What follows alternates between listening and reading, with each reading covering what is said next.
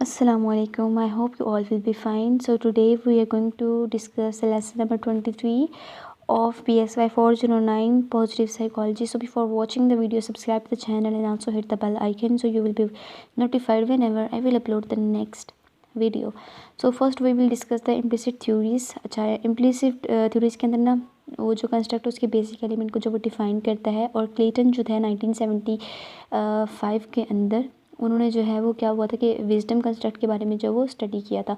और उन्होंने क्या किया था कि बहुत सारे लोगों का जो वो लिया था और उनको जो है वो कुछ अल्फाज के पेयर्स जो वो दिए थे। अब उन लोगों ने क्या करना था कि उनके अंदर क्या सिमिलैरिटीज़ हैं उनको आइडेंटिफाई करना था, और ये जो अल्फाज थे ये विजडम के साथ जो वो एसोसिएट किए गए थे। तो हमारे पास जो अल्फाज थे वो ये थे: empathetic and experienced, intelligent, introspective, intuitive, knowledgeable and observant. So इसको जो है वो इसके बाद जो उन्होंने तीन जो डायमेंशन थी कंस्ट्रक्ट की वो आइडेंटिफाई की थी। ये जो बहुत इंपॉर्टेंट है, ये आपने याद रखनी है। Number 1 is the affective, reflective and cognitive.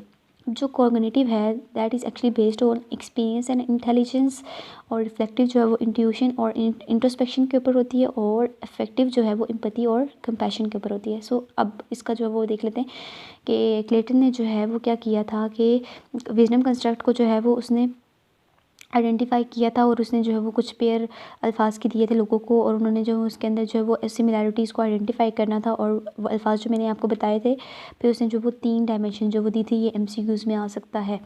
And the second is wisdom in culture and historical writings. So इसके ऊपर जिसने काम किया था उसका नाम था बाल्टेस। सो बाल्टेस ने जो है वो क्या किया था कि उसने कुछ ऐसी बातें बताई थी हमें। फर्स्ट इज़ दैट कि जो वाइज लोग होते हैं ना वो डिफ़िकल्ट मैटर्स ऑफ लाइफ के साथ बेहतर तरीके से डील करते हैं। सो दैट मीन्स अगर उनकी लाइफ के अंदर कोई डिफ़िकल्टी आ जाती है तो वो उसके साथ वाइजली डील कर लेते हैं। नंबर 2 इज़ दैट कि उनके पास बहुत ज़्यादा नॉलेज होता है, और अगर किसी के ऊपर कभी मुश्किल वक्त आ जाता है तो उनके पास एक एडवाइस होता है। लोग उनके पास एडवाइस लेने के लिए आते हैं, और वो जो वो लोगों को जज नहीं करते, और जो भी प्रॉब्लम आ जाती है उसका सोल्यूशन आइडेंटिफाई करते हैं। और उनके पास जो वो इन डेप्थ और एक्स्ट्रा ऑर्डिनरी नॉलेज होता है जिसको आप अप्लाई कर सकते हैं डिफरेंट सिचुएशंस के ऊपर, और वो हमेशा जो भी काम करते हैं सोच समझ कर करते हैं। एंड नंबर 5 इज़ जो हमारे पास विजडम है इसको अटेन करना तो बहुत मुश्किल है, लेकिन आप इसको रिकॉग्नाइज कर सकते हो। And next is explicit theories of wisdom. इसमें वो ये कहता है कि behavioural manifestation of the wisdom. अच्छा, इसमें क्या होता है कि एक्सप्लिसिट का मतलब यही होता है ना कि आप कोई भी चीज़ जो है वो आप उसको जो वो देख सको। सो इसके ऊपर जो वो क्या होता है कि अगर एक इंसान जो है वो वाइज होता है ना, तो आप ना उसकी जो वाइजनेस है तो आप उसकी जो है वो बिहेवियर के अंदर देख सकेंगे।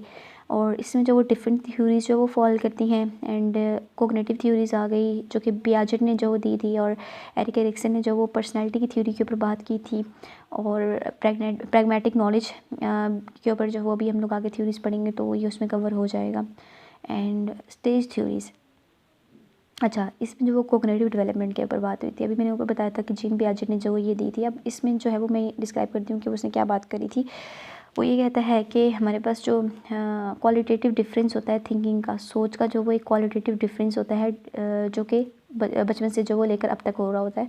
यानी कि एक जो बच्चे होते हैं ना, तो ऐसा नहीं होता कि उनके अंदर जो वो विजडम जो वो डेवलप हो जाता है, वो बहुत ही नाइव से होते हैं, और वो जो वो डिफरेंट स्टेजेस से गुजरते हैं। और उनकी जो पहली स्टेज होती है that is a sensory motor stage. इसमें क्या होता है कि वो दुनिया को जो है वो एक्सपीरियंस कर रहा होता है थ्रू द सेंसेस, और मतलब वो सेंसेस के थ्रू जो वो चीज़ों को समझ रहा होता है। फॉर एग्जांपल मूवमेंट के थ्रू भी समझ रहा होता है। फॉर एग्जांपल अगर एक जो है एक बच्चा है और उसकी माँ जो है वो उसको झटक रही है, तो उसको जो है वो समझ आ जाएगी उसके मूवमेंट के थ्रू। एंड हमारे पास फिर वो जो दूसरी स्टेज की ओर पहुँचता है that is a pre operational stage. So इसमें क्या होता है कि सिम्बॉलिकली वो चीज़ों को जो है वो देखना स्टार्ट कर देता है, और चीज़ें में भी नॉट प्रेजेंट हों बट स्टिल वो उनको जो है वो सिंबल की फॉर्म में जो वो देखना स्टार्ट कर देता है। And next is the concrete operation stage. ठीक है, इसमें क्या होता है कि वो लॉजिकल थिंकिंग जो है वो डेवलप करना स्टार्ट कर देता है। सो हमारे पास जो नेक्स्ट स्टेज जो आती है वो आती है फॉर्मल ऑपरेशन स्टेज। इसमें क्या होता है कि कोई भी अगर हाइपोथेसिस है ना, तो उसको वो टेस्ट करना स्टार्ट कर देगा। मतलब कि अगर मैं जो भी अचीव करना चाहता हूँ, फॉर एग्ज़ाम्पल कोई भी अगर चीज़ हो रही है तो वो किस तरीके से हो रही है, और अगर मैंने इस जो चीज़ को अचीव करना है तो मुझे क्या करना पड़ेगा। इसके लिए जो है वो मतलब एक चीज़ों को जो वो टेस्ट करना स्टार्ट कर देता है। And next is important for MCQs. Virgil built on Piaget work and consider form of the post formal operational thinking. इसने जो पोस्ट फॉर्मल ऑपरेशनल थिंकिंग के ऊपर जो वो काम किया था, जिसको जो वो डायलेक्टिकल ऑपरेशन स्टेज भी कहा जाता है, अगर सिंपल अल्फाज में बोलें तो इसको विजडम ही बोला जाता है, ठीक है। और इसके में ना क्या होता है कि वो आर्गुमेंटेशन के ऊपर फोकस करना स्टार्ट करता है कि कोई चीज़ जो है वो क्यों हो रही है, रीजनिंग जो है वो एक तरह से डेवलप करना स्टार्ट कर देता है। फिर उसके बाद हमारे पास आ रही है जी लाइफ स्पेन थ्योरीज। मेरी वैसे बुक बहुत गंदी है, वैसे मेरी बुक्स ऐसे ही गंदी होती हैं। अच्छा, लाइफ स्पेन थ्योरीज में जो है वो ये जो थ्योरी थी ना, अब स्टेज थ्योरीज में जो वो कोग्निटिव डेवलपमेंट थी, तो वो जो जीन पियाजेट ने दी थी, ठीक है।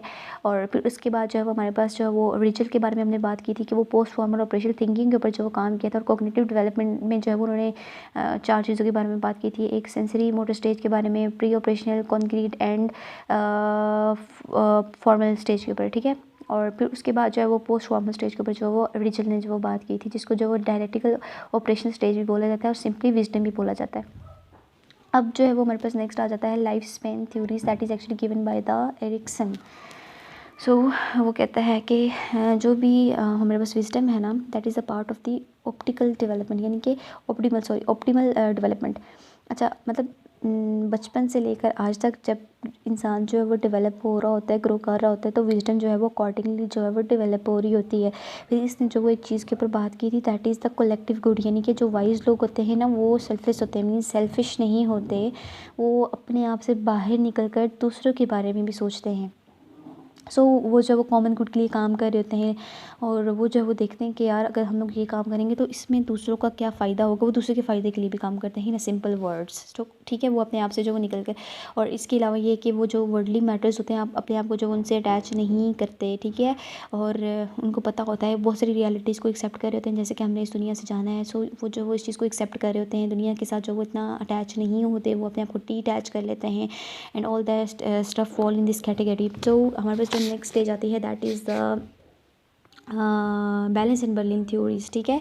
इसमें क्या होता है कि वो जो है वो क्या कर रहा होता है कि that is actually emphasize on the organisation and application of the pragmatic knowledge. अच्छा, अब ये जो है ना बैलेंस एंड बर्लिन थ्योरीज, और पीछे जो हमने पढ़ा था wisdom in culture historical writings, ये जो बहुत ही आपस में ना रिलेट कर रही हैं, सेम है, ठीक है। इसमें भी जो ओबाल्टिस का जो वो काम आता है, इसमें जो वो फर्स्ट ऑफ ऑल उन्होंने ये बात करी थी कि जो वाइज लोग होते हैं ना, तो वो कभी भी दूसरों के व्यूज़ को रिजेक्ट नहीं करते, बल्कि उनको जब वो कंसीडर कर रहे होते हैं, और they have the rich understanding of the world, दुनिया की अच्छी समझ बूझ उनके अंदर होती है। और अगर उनके पास दुनिया की समझ बूझ नहीं होगी, सो वो जो वो लाइफ के मैटर्स को बेहतर तरीके से डील नहीं कर पाएंगे, एंड ऑल्सो ह्यूमन बींग्स की जो नेचर है उसको भी अंडरस्टैंड नहीं कर पाएंगे। And number third is that कि अगर उनकी लाइफ के अंदर कोई डिफ़िकल्ट प्रॉब्लम्स आ जाती हैं, तो वो जो है वो उनके मीनिंगफुल सोल्यूशन निकालते हैं, एंड फिर कॉमन गुड के ऊपर जो वो काम करते हैं। सो फर्स्ट इज़ दैट कि वो दूसरे व्यूज़ को रिजेक्ट नहीं करते, सेकंड अंडरस्टैंडिंग होती है वर्ल्ड की, थर्ड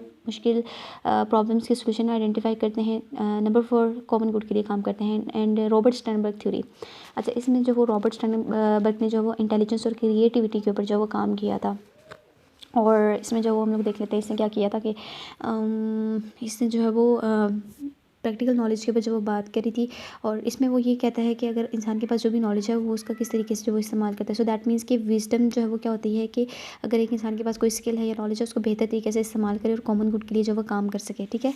इसने भी जो है वो यही बात करी थी। तो उसके बाद जो है वो हमारे पास लास्ट आ जाती है बर्लिन विजडम पैराडाइम, ठीक है। इसमें क्या होता है कि इंसान जो है वो विजडम ये होती है ना कि इंसान को जो है वो इस चीज़ का अंदाज़ा होना, इस चीज़ का पता होना, और उसकी प्लानिंग होना कि एक अच्छी लाइफ किस तरीके से गुजारी जा सकती है। एक इंसान जो वो अच्छी लाइफ गुजारे, अच्छी लाइफ कंडक्ट करे, so that is known as the wisdom according to him. और इसमें जो वो 5 जो है वो मैं कैरेक्टर्स जो वो विजडम के बताए थे, first is the factual knowledge. अब इसको जो है वो डिफरेंट आ रहे हैं, तो मैंने इसको यूँ याद कर लिया FPL और M, और मुझे इनके जो है वो फिर आगे से वो भी याद हो गए एब्रीविएशंस। फैक्चुअल नॉलेज, अच्छा, फैक्चुअल नॉलेज में क्या होता है कि डिफरेंट टॉपिक्स के बारे में नॉलेज गेन करना, जैसे कि इंसान है उसके नेचर के बारे में, और वो किस तरीके से डेवलप हुआ, और इंडिविजुअल डिफरेंसेस के बारे में, सोशल रिलेशनशिप के बारे में, नॉर्म्स के बारे में, यानी कि किसी चीज़ के बारे में आप प्रॉपर्ली जो है एक नॉलेज हासिल करें। And number 2 is a procedural knowledge, ठीक है। इसमें क्या होता है कि अगर इंसान की ज़िंदगी के अंदर कोई प्रॉब्लम आ जाती है, तो वो उनके साथ किस तरीके से डील करेगा, और कुछ ऐसे एडवाइसेस देना कि जिससे आप ना लाइफ के जो कॉन्फ्लिक्ट्स हैं उनको रिजॉल्व कर सकते हैं, और कोई भी अगर मुश्किल आ जाती है उसको किस तरीके से ओवरकम करना है। सो दैट इज़ द थिंग। और फिर उसके बाद हमारे पास आ जाता है लाइफ स्पेन कॉन्सेप्चुअलिज्म का कॉन्सेप्ट। इसमें जो वो हमारे पास जो वाइज लोग होते हैं ना, जो अक्लमंद लोग होते हैं, that actually consider the context of the life, love, work and play.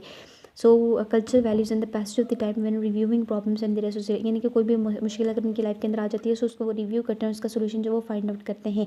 And relativism of the values, यानी कि जो सोसाइटी है उसकी वैल्यूज जो वो डिफरेंट है और एक इंसान है उसकी वैल्यूज जो वो डिफरेंट है, तो वो हमारे पास जो वो वैल्यूज डिफरेंसेस के बारे में जो स्टडी होती है वो इसके अंदर फॉल करती है।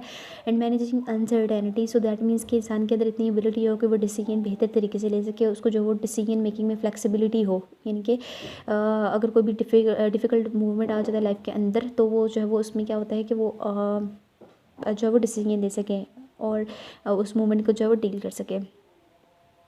कोई भी अगर डिफ़िकल्ट इन्फॉर्मेशन आती है उसको किस तरीके से प्रोसेस करना है और अप्रोप्रिएट सोल्यूशन के साथ जो वो किस तरीके से आना है। फिर उसके बाद जो वो बाल्टीज़ ने जो वो किया था कि जो रियल लाइफ प्रॉब्लम्स हैं उनको रिजॉल्व करने के बारे में कुछ सवाल जो वो किए थे और लोगों के जो वो रिस्पॉन्सेज को जो वो कलेक्ट किया था कि वो किस तरीके से करते हैं और रिटन फॉर्म में जो वो उसके पास थे। तो फिर जो है वो उसने जो है वो ये जो वो थ्योरी जो वो दी थी वो किस तरीके से के डायलेमास को जो फेस करते हैं, दैट मीन्स वो डिफ़िकल्ट सिचुएशंस को किस तरीके से फेस करते हैं और उनके सोल्यूशन के साथ जो वो वापस आते हैं। So that is very important. आज के लेसन में हमने ये पढ़ा and I hope you people have enjoyed this video. So if you want to hear from me again then be sure to hit that subscribe button before you go. Thanks for watching. अल्लाह हाफिज़।